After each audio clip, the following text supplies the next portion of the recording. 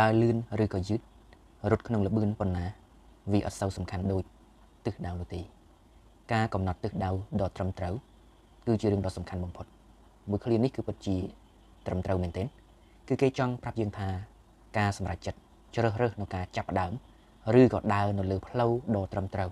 គឺសំខាន់បំផុតប្រសិនបើបងប្អូនជ្រើសរើសនៅផ្លូវដើររបស់ខ្លួនមិនបានត្រឹមត្រូវទេនោះគឺបងប្អូននឹងវង្វេងវាមិនខុសអ្វីអំពីរឿងអាខ្វាក់អាខ្វិនដែលចែវទូកមកយប់ទល់ភ្លឺគឺអត់ទៅណាទេគឺវិលនៅកណ្ដាលស្ទឹងហ្នឹងឯងគឺមុជមិនជ្រៅទៅមិនឆ្ងាយនៅវិលនៅវល់កន្លែងហ្នឹងឯងឧទាហរណ៍ថាបងប្អូនចង់ខ្លាចជាកំពូលអ្នកលក់តែបងប្អូនបន្តិចធ្វើការងារនេះបន្តិចធ្វើការងារនោះទៅចំការបេះផ្លែឈើទៅធ្វើនេះធ្វើនោះឬក៏ធ្វើការងារឲ្យគេសួរថាតើ